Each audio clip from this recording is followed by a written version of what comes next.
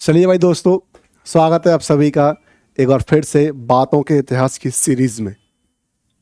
आज हम पढ़ने वाले हैं एक ऐसा युद्ध जिसे भारतीय इतिहास में भुला दिया गया। उस युद्ध का नाम है दिवेर का युद्ध। दिवेर का युद्ध ये होता है 1582 में।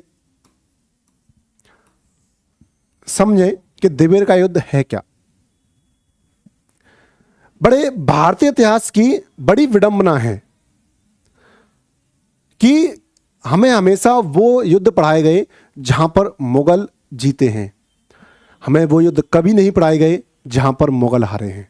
आप देखिए, आपको हल्दी घाटी पढ़ाया जाता है, लेकिन हल्दी घाटी के 6 साल बाद जो एक युद्ध हुआ था, जो दिवेर का युद्ध, वो आपको पढ़ाया नहीं जाता।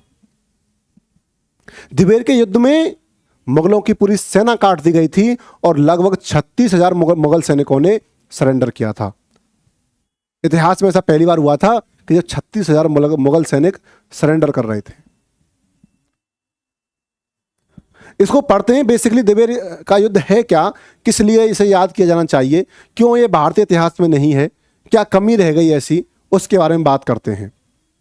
और समझे बेटा कि अकबर के सारे प्रयास विफल हो रहे हैं कि मेवाड़ से किस प्रकार संधि की जाए। तो अब अटैक करने के लिए आता है अकबर के चाचा सुल्तान खान।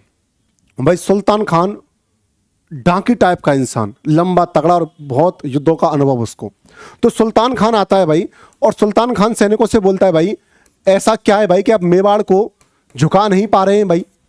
तो सैनिक बोलते हैं कि भाई ये जो सेना है वो पहाड़ों में बैठी है, हमारी टुकड़ी छोटी मोटी जाती है, उसको मार देते हैं, हमें रास्ते नहीं पता हैं, इनको पहाड़ों के पूरे रास्ते पता हैं, तो कहीं ना कहीं हम इसलिए मात खा रहे हैं।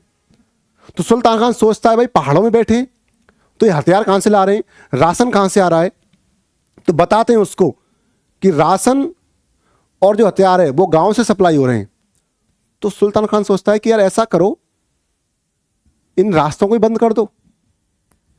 कि रास्तों को बंद नहीं कर सकते, क्यों? कि बहुत सेना चाहिएगी, कि हमारे पास सेना की कमी क्या है भाई। तो 4 रास्ते थे बेटा। रास्ते कौन कौन? देवल, देसूरी, देवारी और दिवेर। चारों ही रास्ते पर सुल्तान खान अपनी सेना लगा देता है और खुद बैठता है दिवेर पर सेना के साथ। ठीक है भाई, चारों रास्ते पर बेटा प्रतिबंध लगा दे। दिवेर जो था बेटा वो अजमेर को कनेक्ट करता था मेवाड़ से, तो इस रास्ते पर बेटा बैठ जाता है। अब समझे भाई अब क्या हो रहा है। अब प्रताप की सेना के पास ना तो हथियार पहुंच पा रहे हैं और ना ही खाना पहुंच पा रहा है, लेकिन प्रताप वेट करते हैं कि भाई कब तक सेना रुकेगी, शायद चली जाए, शायद चली जाए, शायद चली जाए, लेकिन सेना नहीं जाती है। इन बिटवीन एक त्यौहार आता है दशहरा। एक त्यौहार आता है दशहरा, और आपको पता है कि दशहरा पर शस्त्र पूजन होता है भाई। तो दशहरा पर शस्त्र की पूजा की गई, और आपको पता है कि जैसे कि यदि तलवार मयान से बाहर आई है तो बिना खून लगे तो अंदर जाएगी नहीं। तो पहले राजा क्या करते थे, छोटे मोटे युद्ध करते थे भाई। यदि पड़ोसी राजा से युद्ध चल रहा है तो वहां युद्ध कर लिया, है ठीक है, जिससे तलवार से खून लग गया, अंदर चली गई। तो अब यहां पर अब सोचते हैं भाई कि देखो तलवार बाहर आई है, ये जाएगी अंदर तब जब उसका खून लग जाएगा। बोलता है कैसे, कि इन चारों में से सैन्य उनके जो मंत्री वो कहते हैं इन तीनों में से कहीं अटैक कर दो भाई, दिवेर में मत करो, यहां सेना ज्यादा है और सुल्तान खान खुद बैठा है। तो प्रताप कहते हैं भाई कि नहीं, अटैक हम दिवेर पे करेंगे, क्योंकि वही तो ये सोच रहा होगा ना भाई कि यहां तो आने से रहे, सेना ज्यादा है और सुल्तान खान भी है। तो प्रताप की सेना दिवेर पर अटैक करती है,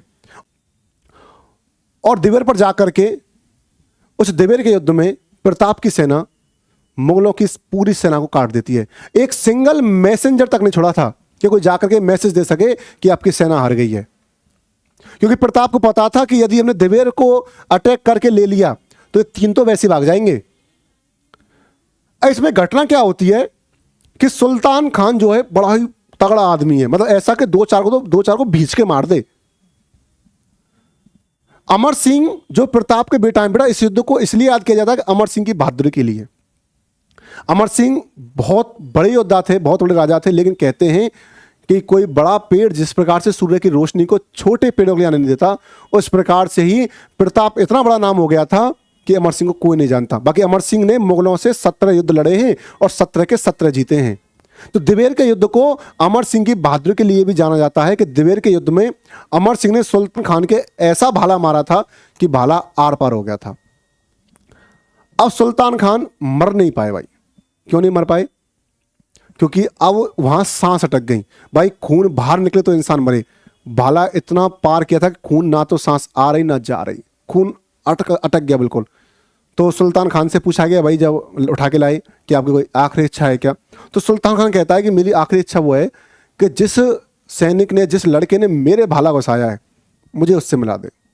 तो प्रताप कहते हैं कि भाई अमर सिंह को कहाँ से लाएंगे, दूर है बेचारा, कैंप में पहुंच गया है। वो किसी सैनिक को दिखा देते कि इसको देख के मर जाएगा। तो सुल्तान खान कहता है इसको तो मैं अब थप्पड़ से मार दूं, ये वो लड़का नहीं है, मुझे वो सैनिक दिखा दो, मेरी जो आत्मा है संतुष्टि से मर जाएगी। तो अमर सिंह को बुलाया गया और कहा कि अपने वाला ये भैया, मेरा ही बेटा है ये। तो अब अमर सिंह से कहा गया भाई कि इसके मुंह पे गंगा जल डाल दो, जैसे ही मुंह में गंगा जल डालोगे तो इसको मुक्ति मिल जाएगी, जन्नत मिल जाएगी, भगवान के पास जाएगा, स्वर्ग जाएगा। गंगा जल भी डाल दिया, लेकिन सुल्तान खान मरने का नाम नहीं ले। क्यों? क्योंकि उसकी सांसें अटक गई भाई, भाला इतना तीव्र था। अब बोला गया अमर सिंह से कि भाई तुम भाला निकाल दो। अमर सिंह ने जो भाला एक हाथ से पार कर दिया था, वो भाला निकालने से 2 हाथ लगाए, 2 पैर लगाए, तब जाके वो भाला निकला, तब जाकर सुल्तान खान मरता है। तो अमर सिंह को भी याद किया जाए दिवेर का युद्ध। तो समझिए कि भारतीय इतिहास की विडंबना है कि हमें वो सारे युद्ध पढ़ाए जाते हैं जिनमें मुगल जीते थे, हमें वो युद्ध पढ़ाए नहीं जाते जिनमें मुगल हारे हैं। हमें हल्दी घाटी याद है, लेकिन हल्दी घाटी के मात्र 6 साल बाद दिवेर का युद्ध, जहां पर मुगलों की पूरी सेना काट दी गई थी, उसका याद नहीं। जहां पर 36,000 मुगल सैनिकों ने सरेंडर किया था, जो यहां पर तैनात थे, वो युद्ध हमें पढ़ाया नहीं जाता।